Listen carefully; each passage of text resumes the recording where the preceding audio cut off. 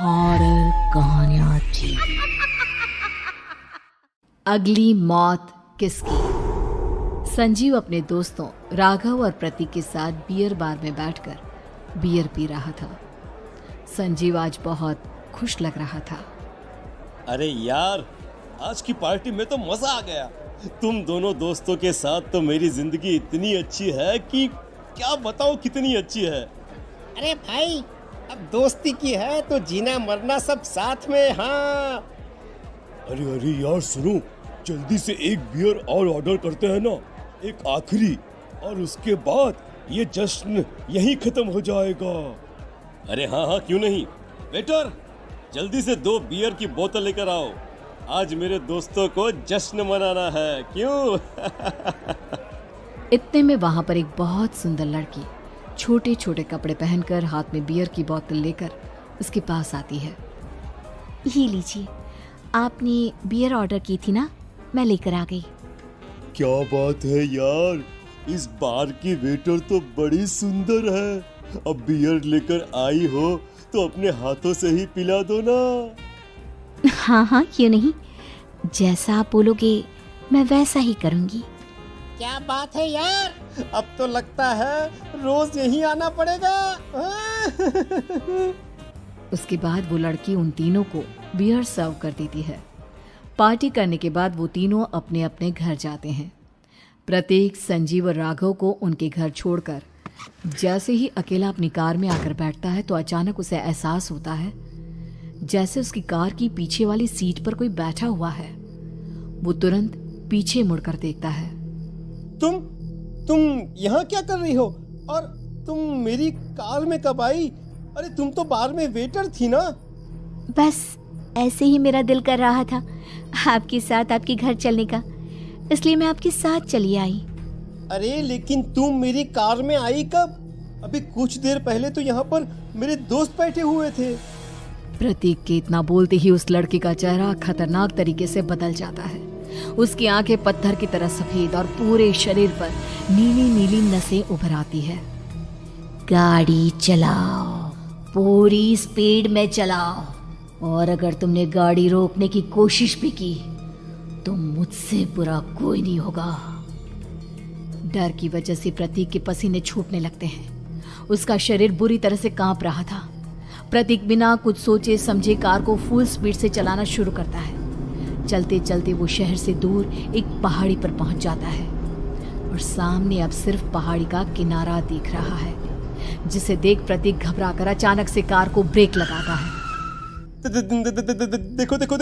देखो, मुझे छोड़ दो मुझे। अगर मैंने गाड़ी जरा सी भी आगे बढ़ाई तो हम दोनों नीचे गिरकर मर जाएंगे। ये तो तुम्हें पहले सोचना चाहिए था ना। अब कुछ नहीं हो सकता।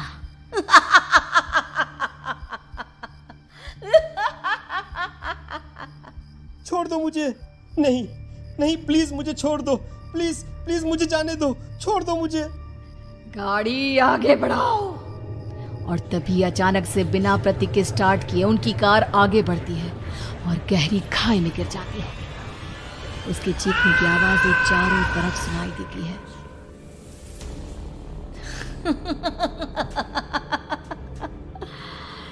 तुझे मारकर मेरे कलेजे में जल रही आग को थोड़ी शांति तो मिल गई, लेकिन अभी ये कहानी खत्म नहीं हुई।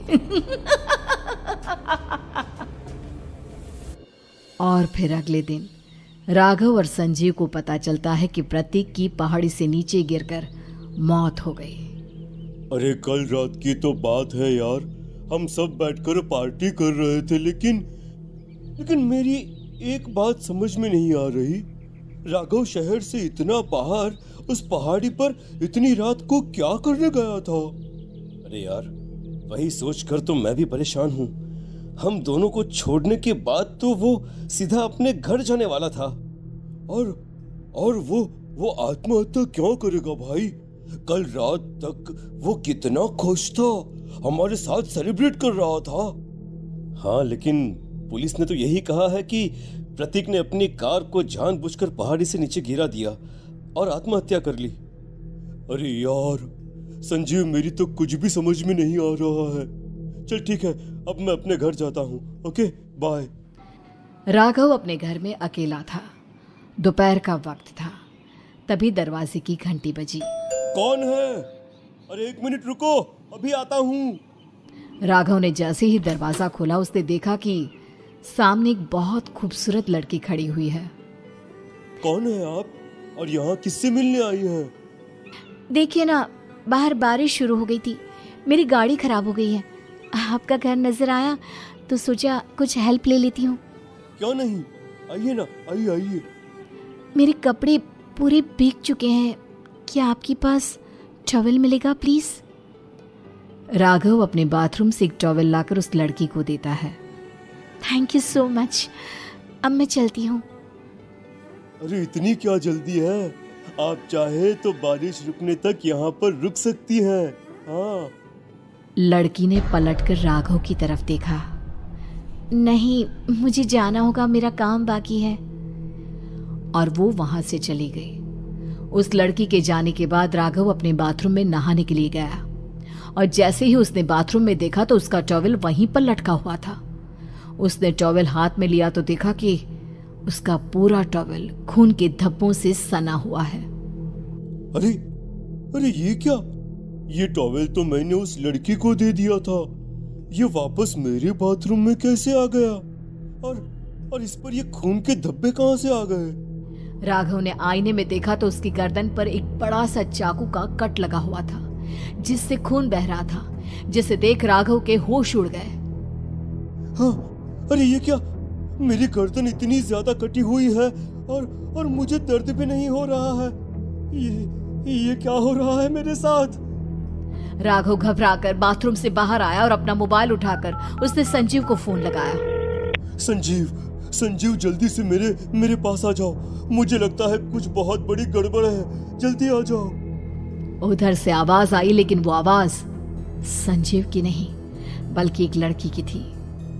कुछ अजीब नहीं हुआ है, बस तुम्हारी मौत तुमसे मिलने आई थी और तुम्हें मारकर चली गई। अब तुम इस दुनिया का हिस्सा नहीं हो राघव, इसलिए तुम्हें अपनी गर्दन के कटने का दर्द भी महसूस नहीं हो रहा।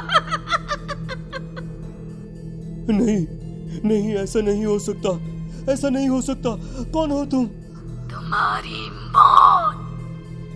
अब संजीव के पास खबर पहुंचती है कि राघव ने अपने ही घर में चाकू से गर्दन काटकर आत्महत्या कर ली। ये सुनने के बाद संजीव के होश उड़ गए। वो पसीने से तरबतर हो गया और एक अनजाना डर अब उसके दिल को सताने लगा। संजीव के साथ ही उसका एक छोटा भाई राजीव भी रहा करता था। अपने भाई को इस तरह परेशान देखकर राजीव उसके पास आया। अरे भैया, क्या हुआ भैया? आप इतने घबराए हुए क्यों लग रहे हैं? प्रतीक और राघव की मौत, मेरा मतलब मेरी कुछ समझ में नहीं आ रहा भाई। अचानक से मेरे दोनों दोस्तों ने आत्महत्या क्यों कर ली? अरे वो तो मेरी भी समझ में नहीं आ रहा है भैया। हाँ, हो सकता है कि कोई परेशानी होगी और इसीलिए उन्होंने ऐसा किया होगा। हाँ, लेकिन दोनों की जिंदगी में एक साथ परेशानी और दोनों का इतनी खतरनाक तरीके से आत्महत्या करना, कहीं ऐसा तो नहीं मैं भी मर जाऊंगा? अरे आप ऐसी बातें क्यों कर रहे हैं भैया? वैसे ही मैं इतना परेशान हूँ। जब से अंजलि ने मेरा साथ छोड़ा है तब से सब कुछ बहुत अजीब सा हो गया है। रोज रात को डरावने सपने आते हैं। ऐसा लगता है जैसे अंजलि बार बार मेरे सपनों में आकर मुझे डराने की कोशिश करती है। अंजलि का नाम सुनते ही संजीव की आंखें फट गई और उसके गले में आवाज अटक गई। उसके चेहरे पर घबराहट साफ नजर आ रही थी। कौन थी वो लड़की जिसने प्रतीक और राघव को आत्महत्या की आड़ में मौत की घाट उतार दिया? और कौन थी अंजलि जो बार बार राजीव के सपनों में आकर उसे डरा रही थी? अंजलि का नाम सुनकर संजीव इतना घबरा क्यों गया? इन सवालों के जवाब जानने के लिए देखिए इस खतरनाक कहानी का अगला भाग।